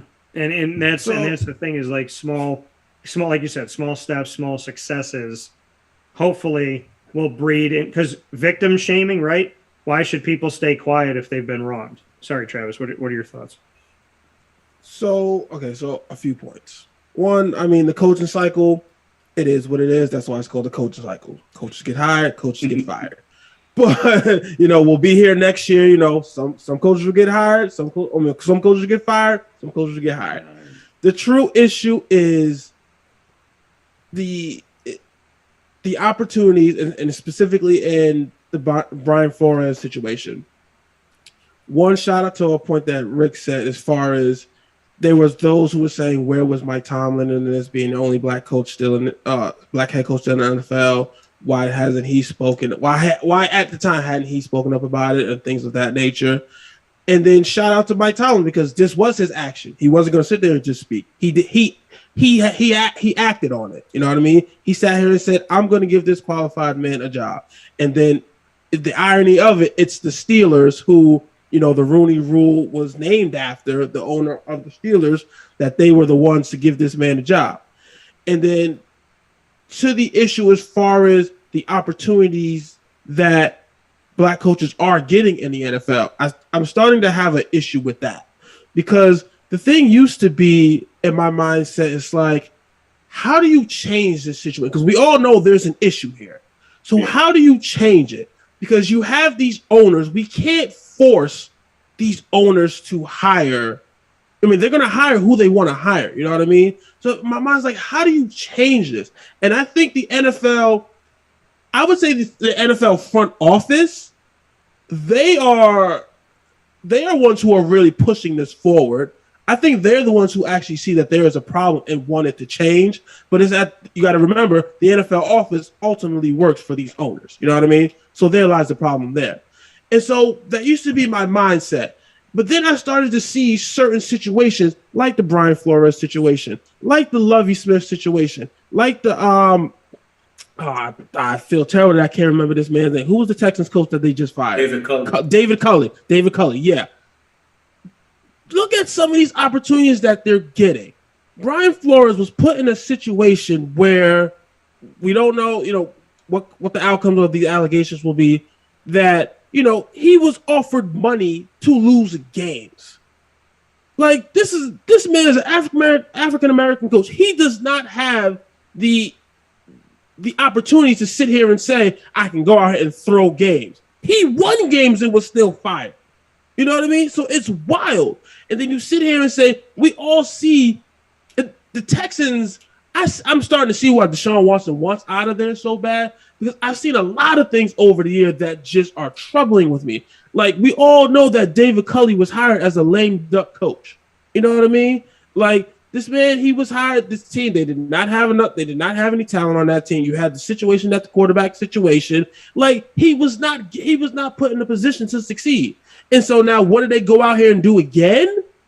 They go out here and hire Lovie Smith. This is what? Lovie Smith's third NFL opportunity, which is very unheard of. And I think it's don't happen. Retread black coaches don't happen. Yeah. Right. It does not happen. So this is what his fourth head coaching opportunity, including Illinois, but his third NFL head coaching opportunity. And I mean, I would say this is it for Lovie Smith. I mean, the fact that he got this is impressive. You know what I mean? But I still don't feel that he was put in a position to succeed. No, he's not. Because I feel like the Texans organization as a whole is very disturbing to me. Because remember, their late owner, what was his name, Bob McNair, he was the one on conference calls talking about we can't let the inmates run the asylum. So now his son is running this organization, and I mean, I don't know the man, but I'm not going to say it's far-fetched to sit here and say that he might share some of his daddy's beliefs. And then we all hear about the what's this guy's name? The guy the general manager. I'm sorry, his name is escaping me right now. Jack Easterby. There's a whole bunch of rumors about this guy and how he's going around like he was the team's chaplain at one point and somehow conned his way up to general manager or president of the not general manager, but president of the organization or whatever that position is, that front office position. So the fact that now you have now hired Lovie Smith, who I would think we all believe is a lame duck coach, unless he can really turn this team around and go out here and win 10, 15 games. Because we all know how they really wanted to hire Josh McCown. But the fact that you had the Brian Flores lawsuit going on at the same time, and then the fact that they were saying Brian Flores was he was a candidate for that job at the time. So to sit here and say, oh, you're going to hire Josh McCown, who has zero coaching experience at all, that was just not going to work. So they sat here and said, oh, what was that? A high school coach. That's it. Right. I don't. Right. So, and he was so to sit here and say, now we're going to sit here. We'll hire Lovie Smith. He's a black coach. You know what I mean? So hopefully this will sit here and calm everybody down. No, because we know Lovie Smith. We know Lovie Smith is not put in a situation to succeed. And then you have coaches like Eric. Travis, know what they did, right? They hired Lovie Smith. They hired Josh McCown. Yep. They threw him on the staff, so he can get some NFL experience. Right. So we can sit here and be right here again next year. Oh, we're gonna move on for Lovie Smith. Oh, now we can give Josh McCown the job, the guy that we really wanted to give the job to last year. This is what I'm talking about. You're giving him putting them in situations where they're not able to succeed, and that's the problem that annoys me. Yeah. Like we all know that there are only 32 of these jobs available, right? So to sit here and give these gentlemen these opportunities, put them in a position where they're not able to succeed and give them the full backing that they need, it frustrates me because we all know that they're not going to get the second opportunities, and definitely, I mean, we have Lovie Smith with the rare occasion who's going to get the third opportunity, but the second opportunity is going to be rather difficult with them. Doug Peterson, here he is, he's on his second team. You got coaches like Eric Bieniemy, who at this point, I mean, he's interviewed for half the damn league at this point, and nobody wants to hire this man. Yeah. And I have like I used to have the thought process of, okay, what is going on in these interviews that this man is interviewed for half the league at this point, but he can't get a job? Like, what is going on here? It just does not make sense to me because we've seen other people in his positions, whether it be Doug Peterson, Matt Nagy, they all went ahead and got head coaching job. But here we are with Eric Bieniemy. What year is he with Patrick Mahomes? This is what, year 4, I believe? Yeah, 4 and 3. He's still, year 4-3, where he has been in the coaching cycle and still has not gotten an opportunity. It's to the point where I said, yo, Eric, at this point, Eric Ben, just sit there in Kansas City and wait for Andy Reid to retire because now you inherited a good situation. But now we're sitting here hearing the rumors because his contract expired. So he's sitting there, weighing his options of, okay, do I want to return to this situation? Because, yes, it's a great situation as far as, I got a premium quarterback, I got a great offense. But for some reason, I'm not getting the credit that I deserve or the credit that my predecessors have had, that is going to get me these head coaching jobs. So now if he goes off to another team like, I don't know, I'm trying to think of a struggling team right now. He goes over to, say, Houston. You go over to Houston, what do you have there to cover? So now they're going to sit here and say, oh, well, he was only good because he got Patrick Mahomes. So he's in a lose-lose situation. He stays in Kansas City. He's not going to get the credit he deserves. He goes to somewhere, and it's not the situation that he has. They're going to sit here and say, oh, well, see, he was only good because he had Patrick Mahomes and Andy Reid in his corner. And it's just frustrating the fact that they're not getting, even when we do get these opportunities, we're not being put in the opportunities to succeed. We're giving these lame duck right. You're giving these lame duck sham coaching jobs, and then it's kind of becoming like the Rooney Rule. Like, I think the Rooney Rule was born out of a legitimate. The concept of it, I think, was at the beginning was, okay, you might not get hired, but it's about getting in front of these owners and, getting your opportunity to present yourself, interviewed for these jobs, you know what I mean? And your name will start to circulate and hopefully you get these jobs. But now we all see that it's become a sham. I mean, Bill Belichick, he's the one to expose it. The irony of that, him actually exposing it. That was a sham. Brian Flores was going to this interview that was already decided. You know what I mean? I would rather you sit here and say, hey, Brian, listen, we've had it, I would rather you sit here and cancel the interview at this point. If you already made your decision, why are you going to sit there and waste my time? You know what I mean? Well, the thing is, just like the Rooney Rule is it's affirmative action of the NFL, but it's not working. It's not working, and it's not working, and it's not helping. And I love the point of the Lovie Smith thing because Lovie Smith, number one, who wants to coach in Houston? They got rid of DeAndre Hopkins. They brought in David Johnson. None of this stuff makes any sense. They got nobody of merit that's leading their defense. J.J. Watt's gone. Nobody of merit that's leading their offense. You got a Deshaun Watson. In the Deshaun Watson, over a year now of 22 cases and nothing's been solved and nobody knows what's going on and the NFL's up in arms. To put Lovie Smith here at the age that he is and with everything, at this point, I think the shock that he's a head coach in and of itself, he takes over, and it is. It's like it's a year, he gets it, and it's kind of like, just like you said, Travis, they give him the job, they'll fire him after this year. It doesn't matter what he does. I find it hard to believe that this team is going to be anywhere hardly above 500 if they are. And then all of a sudden, he's not a good coach. He wasn't the right fit. We need to go find somebody else. We're gonna hire the guy that we really wanted to hire. Oh, now Josh McCown is ready. But you know what? Coming from that division with the Jaguars, my team, I say you can hire Josh McCown all day for me. I'm gonna love that hire because then I don't have to deal with Houston again. So but I don't have to deal with Houston right now because they are a you-know-what show. Final point here, and it flips to college. We're gone football here with the Sports Hit List contributors. So very much appreciate Carl Coulanges, Rainal Lochard, as well as Travis McKay and Rick Etienne. Rick, I'm going to go with you here first. College football playoff has decided, shot us out an email a few days ago, statement by Bill Hancock, the executive director of the college football playoff. I'm going to paraphrase and make it, I'm just going to read one part of it here. The Board of Managers has accepted a recommendation from the management committee to continue the current 4-team playoff for the next 4 years, as called in the college football playoff's original 12-year plan. At the same time, the board expects the management committee to continue its discussions of a new format that would go into effect for the 2026-27 season.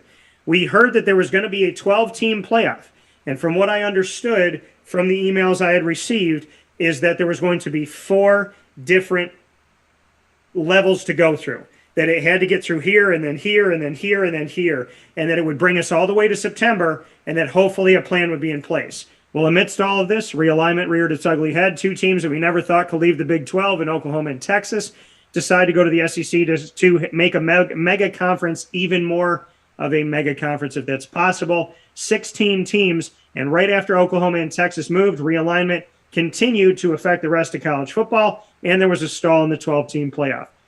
Your thoughts, Rick, on what happened here, and if you are a fan of the 4-team continuing, or if you think the 12 needs to change, and just how, ironically and coincidentally, we stopped the 12-team right when Oklahoma and Texas decided to make a move.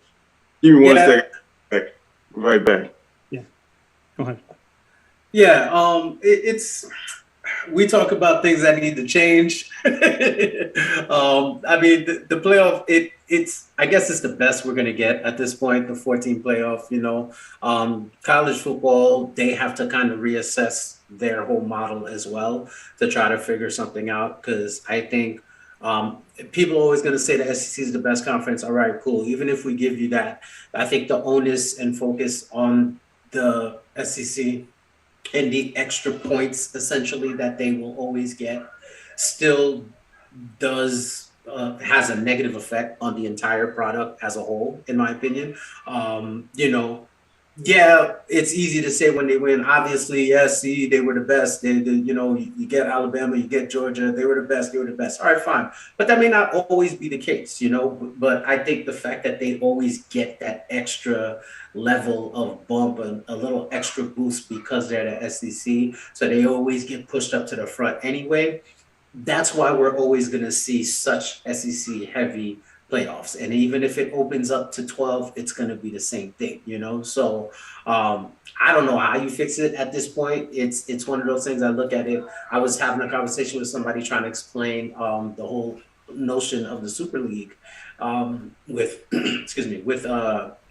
European football, when everybody was up in arms about, these top legacy teams trying to come together and create their own Super League and leave the lesser teams behind.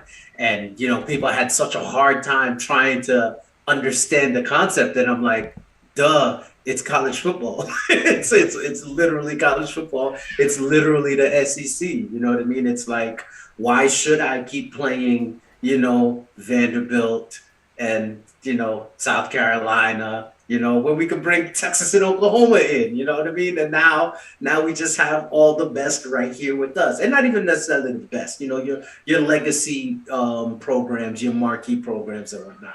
So that's all we're seeing. The SEC is essentially a super league. I think the smart thing is to try to rebalance. Maybe you come down to just 4 super leagues.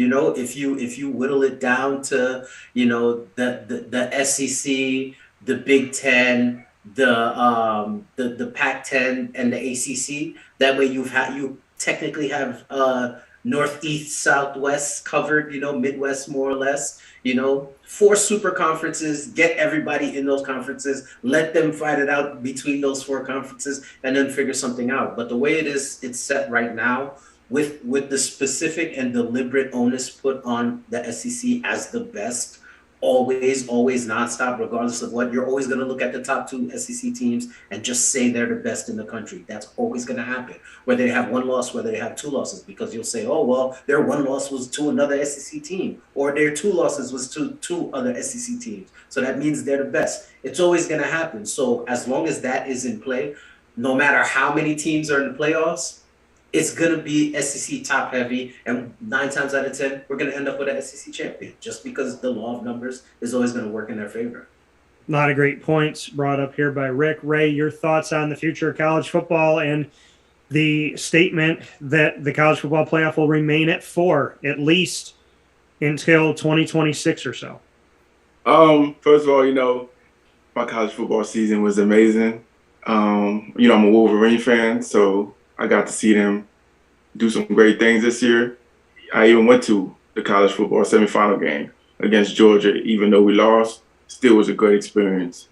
But in order for college football to expand, they're gonna have to get rid of the bowl games. We gotta stop acting like these bowl games mean anything now. They don't mean anything. So if you want to expand the playoffs, just get rid of the bowl games, do a 12 team, and then go from there. You know what I'm saying? Like Rick said, it's always gonna be SEC dominant because college sports is unfair. Regardless, Alabama wins the championship, they still have the same amount of scholarships as Vanderbilt to give out. You know what I'm saying? So it's never going to be fair in that regard. So there's nothing much that you can change. College sports, you're always going to have the dominant programs be dominant. But if you do want to expand, you just got to get rid of the bowl games because the bowl games are not what it once used to be. The players aren't even playing in them. If they're not in the playoffs, these players are sitting out, which I agree with. Why play a meaningless game and get hurt? And pretty soon, I wouldn't be surprised if we start seeing some of these players sit out for the playoff game. Not saying it's going to happen, but it wouldn't shock me, certain players. But that's the only way it's going to get fixed. I don't see them ever expanding until they do something about these bowl games, and these bowl games make too much money for them to really just completely get rid of them. 43 bowl opportunities, 86 teams, which means 44 are not playing. An overwhelming majority are. Rick, I know you got to jump out here, so we appreciate you, Rick, Etienne, being here with us, and we'll look forward to talking with you soon. 2 final points here, Carl and Travis. Carl, what are your thoughts? Well, listen, Travis, who I can consider my professor of football, has not requested I know college football yet. So until I get that notice from Professor McKay, I don't have an argument in this conversation. Right now, he wants me to focus on the NFL. He hasn't said anything about college football yet, so I'm waiting for the word from the professor. So I'm sorry. All right, that's okay. Travis, your thoughts on college football here as we wrap our conversation with the Sports Hit List meeting Wake Up Call with Dan Tortora. I mean, one step at a time, Carl. I don't want to overfeed you. You know what I mean? But as far as college football, it's interesting because they moved to this playoff system that I think we can all agree to some degree, to some level, the NFL playoff system is somewhat of a random champion generator. It's a 1-game playoff where, generally the best team would win, but anything can happen in a 1-game playoff. Whereas the NBA, I would say in a 7-game series, majority of the time, the best team will win. You know what I mean? So college football has moved to this 1-game playoff system, but it hasn't necessarily generated the random wins that, the random champion that, they thought it would because it's so top heavy. Yes. So I don't necessarily know what the solution is because I would think some think Texas and Oklahoma going to the SEC is not a good thing. I would think it's a good thing because they are in name powerhouses. So now you would think, the name doesn't necessarily produce the recruiting that it used to for these teams, but hopefully going to the SEC, it will. So now you're adding more into the mix of that SEC, bowl right there in hopes that maybe a random a random loss could happen on any given Saturday, you know what I mean? Because I'm assuming Oklahoma and Texas are going to be in the west part of the SEC, so they're there with LSU and Texas A&M. Bama. You know what I mean? So Bama's on the east, I thought. Bama's on the west. Oh, okay. So even better. So now we have added more to the mix in hopes that, that random loss happens that'll knock them out of the playoff. But again, they're so top heavy. It's just that it's hard to get that random win that'll knock them out of the playoffs. I mean, we all see that. College sports are just unfair. Like everybody's in a right. So it's I don't know how you fix that, and it's just yes, adding more teams to the playoffs is a great idea. Like Ray said, get rid of some of these meaningless bowl games. Stop taking off they take off like the whole December pretty much after that championship weekend. Put them playoff games right then and there. You know what I mean? So we'll see how and hopefully, you'll get more of that random Saturday knockoff where, you catch a team on a bad day. You know what I mean? And then hopefully that'll happen. So yeah, I guess the easiest, the quick solution would be to add more teams to the playoffs. But even then, I think who knows if it will work. I don't know because, like I said, it's so top heavy. But right now, that's the only solution I can think of to somewhat even out the playing field. That coming from Travis McKay, Rainal Lochard, as well as Carl Coulanges, and of course Rick Etienne here with us. Sports Hit List. You could check them out. And Carl, final note here: how can they watch and see you all and everything that you guys get to do? I love having you all on the show. What would you like to say about the Sports Hit List?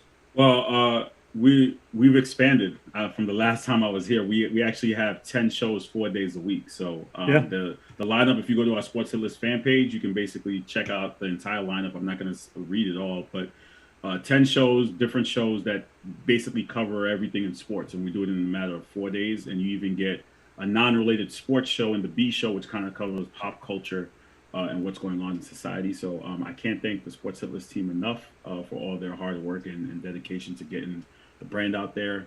We have a website coming soon. And I'm also working on a Taekwondo documentary to have a premiere in June 3rd, out here in New York and Bayside. So that's going to be a pretty big event for the Sports Hit List brand. So a lot of good things coming to us for sure. So please make sure you check us out. On the Facebook, the Sports Hit List, you can check us out on TikTok, Sports HL on Instagram, and you'll find all of our content there. And the Sports Hit List group, which has our daily conversations, which I like to call the Sports Hit List streets. So there's a lot going. In other words, you heard Carl. We got 10 shows. Y'all can cancel y'all ESPN subscription and come subscribe to the Sports Hit List. We got y'all covered. We got all your news covered. We here for y'all. And Carl, let's work on getting this desk thing for the show. I know. I gotta take that. Sunday football, Sunday pregame. So we need this desk outlook right. Let's work on it. Okay, listen, if it's okay with Dan that we kind of tap into his desk, I don't want to take his style because that's his. So as always, I get permission from him to do it. I'm game. Hey, listen, man, we got to help each other eat. That's how it is. And just make sure when y'all leave the room, because I'm locking up the studio here, make sure somebody takes Rick's tablet because he forgot it. I will say this, though, Dan, because we have the roster show coming, it's about building the roster. We'd love to have you for the Jaguar because I think Travis and I have been talking maybe each team. We're going to focus on each team. So when we get to the Jaguars, we'd love to have you come on the roster to discuss how to properly build that team. Yeah, I hope you guys off-season moves, things like that, free agency, draft, stuff like that. You know what I mean? Just make sure if you do like 10 minutes per each team, make sure you give me 3.5 hours for Jacksonville. I'm going to need some time. You got it, bro. You got it. Absolutely. All right. Well, gentlemen, listen, thank you to Rick as well. Appreciate y'all. Send y'all my love. Hope you're all staying safe and staying well. And for all your expertise and for everything that we've opened up. We always open a bunch of doors and the conversation continues. So I look forward to talking with each of you soon, and I appreciate you as always and hope the best for each and every single one of you. Thank you, man. All right, thanks, man. Thank you. In these unique times, there are those in our community that give us a sense of normalcy and positivity. Pizza Man on 50 Oswego Street in Baldwinsville has been here for you for over 35 years and is here now. Call 315-638-1234 or order online at pizzamanbville.com to bring those familiar tastes into your home. And remember to come see our monthly on-site broadcasts centered around the community and our Baldwinsville Bees. Pizza Man in Baldwinsville. Any way you slice it, they are always here for you.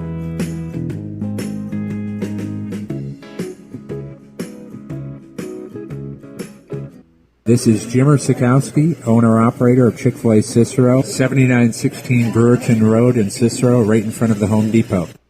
I had a deep feeling that God wanted me to do something bigger with my life and to help people, help others. I kept putting Chick-fil-A in my life, and I realized as I was going through the franchise selection process that positively impacting the lives of others was really core to what we do here at Chick-fil-A. First of all, it starts with the food. The food is brought in fresh daily. We bring in local produce. We prepare to order in the kitchen. We hand bread our chicken. We hand spin our milkshakes. It's great food. It doesn't taste like fast food. I think the second thing is the way people feel when they come in a Chick-fil-A restaurant. It's different. We try to treat people with intentional kindness here, which is very different and deeper than good customer service. And so I think it feels remarkable for most people to come in a Chick-fil-A restaurant. And then lastly, the impact that we try to have in the community is very different. It's a big part of the expectation of every operator of a Chick-fil-A restaurant is that they're actively engaged in their community, they're a leader in the community, and they're making a difference. When they realize that what we're striving to do is to shine a little light in their life, that's a very, very different experience than you will have at any other quick service restaurant. And it's that remarkable experience that I think people will emotionally connect with. I'm George Townsend of Honda City with some good advice when buying a new car. The true cost of owning a new car is determined by the appraised value when you trade it. No vehicle appraises higher than a Honda. Next, look for low APRs and deep discounts. You also want low maintenance costs and great fuel economy. That's why my advice to you is to buy a new Honda. Looking pre-owned, visit our Honda Certified Used Car Center. Honda City, 7140 Henry Clay Boulevard, Liverpool, or HondaCity-CNY.com. It would be a pity if you don't shop at Honda City.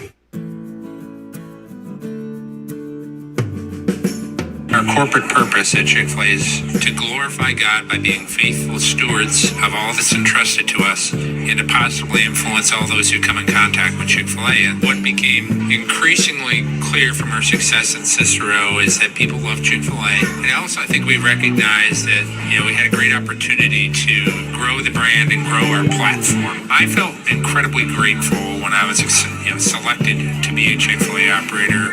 I think what it's meant for me, what I've come to realize on a very deep level is that this is a calling for me. It's not a career. It's not a job. The Lord called me to be a Chick-fil-A operator and to use these restaurants to glorify Him and to positively influence other people.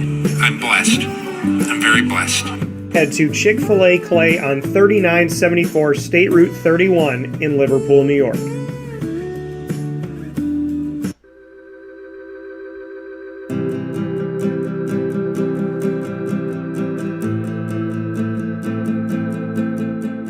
Cafe Cabal offers same-day local delivery of our products, offering no delivery charge for Onondaga County.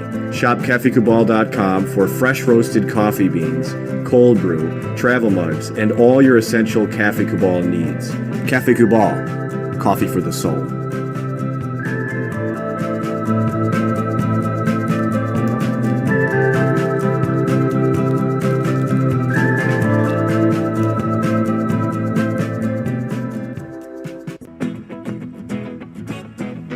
This is Amy from Mother's Cupboard, home of the whole frittata. We are open daily 6 a.m. to 1:30 p.m. For takeout orders, call 315-432-0942 and tune in to Wake Up Call with Dan Tortora for our monthly food challenge and try our Wake Up Call signature menu item available 7 days a week. Here at Mother's Cupboard, we are Central New York, and it's our honor to serve you. Ma and Pa's Kettle Corn and Popcorn Factory remind us that every day is worth celebrating. Find them at 201 Old 7th North Street in Liverpool, New York. Open Monday through Saturday in-store and all the time online at maandpaspopcorn.com. Serving our Central New York community and beyond, you can order all throughout the country at maandpaspopcorn.com. And remember to get your tins, which have in-store half-price refills forever. Ma and Pa's Kettle Corn and Popcorn Factory Factory, available to you for fundraising and all of your events by calling 315-450-6272. That's 315-450-6272. Ma and Pa's Kettle Corn and Popcorn Factory. How corny are you?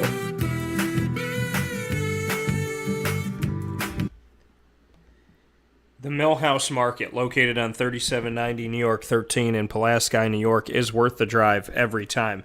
Make sure you make your way there every Tuesday through Sunday for breakfast, lunch, and dinner. And by going to the Millhouse Market, there's 3 amazing ways to interact with Millhouse, and you can do that with their drive-up, drive-through window, grab your food, and go. You can also go inside to their general store and get local products from local companies as the Millhouse Market pays it forward by helping other companies in our community. And, of course, they have their indoor dining bistro restaurant, which changes their menu every single week, so you can come back and try something new. The Millhouse Market, ingrained in our community and ingrained in our taste buds. Their sandwiches are named after the families that helped to settle today's Pulaski. That's how ingrained they are. So make sure you download their app today on the Google Play or Apple App Store. Have everything at your fingertips and head out to the Millhouse Market. Worth the drive every single time to 3790 New York 13 in Pulaski, New York. With that being said, here on Wake Up Call with Dan Tortora, I appreciate you being here and thank you so much. Big shout out once again to the fantastic gentlemen of the Sports Hit List here with us on this very special Last Supper discussion of Wake Up Call with Dan Tortora. Very cool to be able to all sit at the table together. A big shout out once again to my guy Ricardo Etienne, as well as Carl Coulanges, Rainal Lochard Jr., and Travis McKay for all being a part of the show here where sports meets life on Wake Up Call with Dan Tortora, all contributors to the Sports Hit List, talking about the NFL as well as the college football playoff and college football in general. Rick just brought up a great point here, and he said, I just thought of something. No preseason polls. NCAA football shouldn't release a poll until week 4 or 5. And he said, see how everyone looks on the field first before the first poll comes out. This way, brand name teams aren't overhyped to their advantage, and quote-unquote lesser teams who come out the gate hot aren't having to try and claw their way first into and then to the top of the polls. And I agree with that.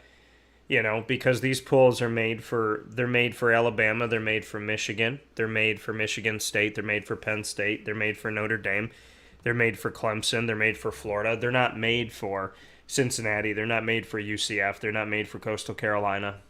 And, you know, that's the great unfortunate of these polls, is when you create a poll, and I brought this up before with the college football playoff poll, is that the college football playoff is actually set up in such a way that I believe the committee releases a poll in such a means to the way that they set up the poll is, in my opinion, the way the college football playoff committee sets up their poll is, I feel that when they come out with that first week of the college football playoff poll, it's already set to make happen what they want to happen, right?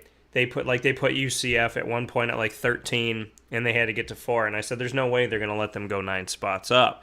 So they kind of set it up by going, oh, this is where we think everybody is, so then they can argue somebody coming in, they can argue a win over this team. Like, I look at Purdue, when Ohio State lost to, was it Michigan State lost to Purdue this past year? Purdue was unranked. Michigan State was in the top 10 in the college football playoff. Purdue the next week was ranked in the college football playoff poll, and they weren't ranked. They weren't ranked when they beat Michigan State. Then they got put into it, and to me it was almost like, and they didn't just get put in, they got put high. And I feel like it was like to justify, oh, Michigan State lost them, but they're a really good team. They're better than we thought they were. So, you know, the polls, I think, are manipulated, that when they first come out, they're set up to say, well, we don't want this team in the college football playoff, so we're not going to let them jump as many spots. And this team, we don't want to fall too far, so we'll put them at 5 when maybe they should be at 13. So, you know, I feel like polls are set up for, you know, teams to fail no matter what they do right, and for teams to succeed no matter what they do wrong. So I agree with you, Rick, that is a good concept, and I would definitely be for not having a preseason poll. want to thank you all for tuning in to Wake Up Call with Dan Tortora every Monday through Friday from 9 a.m. to 11 a.m. Eastern Time on youtube.com/wakeupcalldt, facebook.com/wakeupcalldt, and on facebook.com/livenowdt. Also, thank you for listening on mixlr.com/wakeupcalldt and on wakeupcalldt.com. Once the shows go live, you can check them out in the archives on Stitcher, Spotify, MixLR, TuneIn, iHeartRadio, iTunes, YouTube, Podbean, and more simply by searching Wake Up Call with Dan Tortora or one word, Wake Up Call DT. I want to give a special thanks to our Central and Upstate New York partners and beyond, Cafe Kubal, Carvel DeWitt, the Wildcat Sports Pub, PB&J's Lunchbox, K9 Camp Dog Daycare, Avicoli's, K9 Campground Dog Boarding, Ma and Pa's Kettle Corn and Popcorn Factory. You can order from any one of the 50 states by going to maandpaspopcorn.com today, and they'll ship it right to your house. Honda City of Liverpool, the Millhouse Market, Pizza Man, Victory Sports Medicine and Orthopedics, Chick-fil-A Cicero, and Chick-fil-A Clay, and Mother's Cupboard, as well as our fantastic exclusive multimedia marketing partnerships.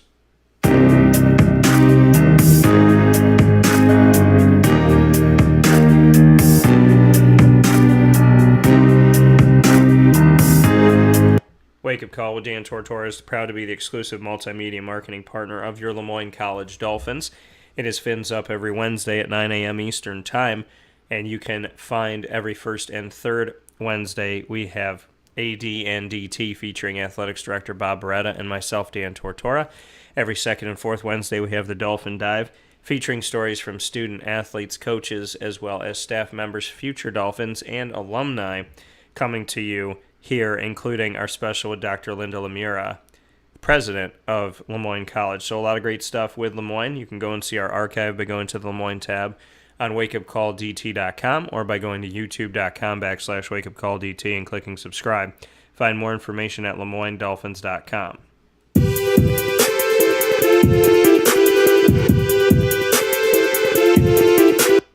Wake Up Call with Dan Tortora is also the exclusive multimedia marketing partner of your Marywood University Pacers. It's Pacer Pride every Friday on Wake Up Call with Dan Tortora. Inside of the final hour, 10 a.m.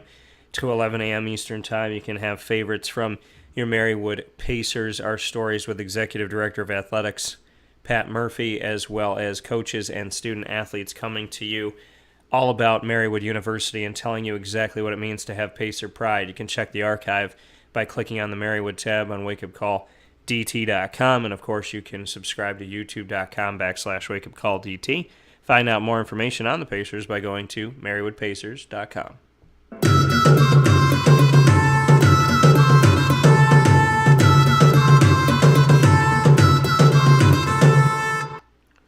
The Bobcats of Bryant and Stratton College have a ton of specials that have just been released for you. They're on our social media, Facebook at WakeUpCallDT, Twitter at CallDT, Instagram at WakeUpCall_DT, and on YouTube.com/WakeUpCallDT. Don't miss a minute of the fact that the Bobcats have punched their tickets to both the women's basketball and men's basketball national tournaments for the USCAA Division I. You can see all those videos, including our inaugural episode, sitting down with multiple people within the organization of the Bryant and Stratton Bobcats athletic department, including Nick Dmitrievsky, as well as Dan Frasina, Sean Peak, Clay Gagan-Sherman, and Alex Gregorita. Don't miss any of the Bobcat buzz by going to the BSCSYR page on wakeupcalldt.com, subscribing to our YouTube channel, youtube.com/wakeupcalldt, and of course checking out our social media. Find out more about the Bobcats by going to syracuse.bscbobcats.com. With that being said, I want to thank you all for navigating through today with me. I am under the weather and have not been feeling well, so if my throat sounds different, I'm not a robot. I'm not trying to do one of my impressions of the many impressions God has blessed me with the ability to do. I honestly just have, unfortunately, around this time of year, get sick, and so I'm trying to navigate through it with you all. I want to send a prayer out to Lily. I know that my dog's name is Lily, but my brother's daughter, Lily. Everybody can say a prayer for her if you feel so inclined. She's not doing well right now. She's sick and she's at the hospital. So if you can pray for Lily and pray for my Papa Joe, who's going to be having surgery soon. And, for all of our loved ones, for my mom, my dad, for my girlfriend, for her family, for all my friends, all the wonderful businesses I get to work with, and all the fantastic teams. I want to give a shout out to all the incredible teams that made it to the Final Four of play for high school basketball over the weekend. Big shout out to the fact that the Class AA Section 3 final for boys basketball and girls basketball will both feature people that I know well. Liverpool is going to go up against West Genesee for the Class AA Section 3 final for boys basketball. Ryan Blackwell, the head coach of Liverpool, is a friend of mine, and Fred Kent, the head coach of West Genesee, is a friend of mine. And, of course, on the girls' side in the championship, a big shout-out to the Baldwinsville Bees, who I just spent time with last Monday, a week ago today, at Pizza Man Pub on 50 Oswego Street in Baldwinsville, New York. Fantastic place to go out to and be there with, on a date or, with your friends or with your team or with your family. Fantastic place to go, Pizza Man. And Kathy Morse, thank you so much for letting me be a part of the team and the journey this year. So it's great to see that in the finale here, I know a lot of these, players and coaches, and of course CNS. My cousin Fran, my little sis Fran, played over there last season and got to know the head coach there, and so definitely, the Final Four of all of this, the championship game for Class AA Section 3 boys and Class AA Section 3 girls. I know somebody on every single team, so I'm really excited. I wish everybody could win, and I just want to give a big congratulations to all the teams that competed, including my alma mater of CBA, and I want to shout out Liverpool, CNS, as well as Beeville and West Jenny for making it to their respective championship games, and God bless, no stress, do your best. So may the best team win, and God bless to each and every single one of you. I hope you all have a fantastic day. Please stay safe, stay healthy, stay well. And once again, for all of us inside the Cafe Kubal studio, find us on Facebook at Wake Up Call DT, Twitter at Call DT, and Instagram at Wake Up Call _DT. And as I said before, God bless, no stress, do your best. Please take care. And if you want to say a prayer for me, I'd appreciate it. Praying for you all to be healthy and safe and well in Jesus'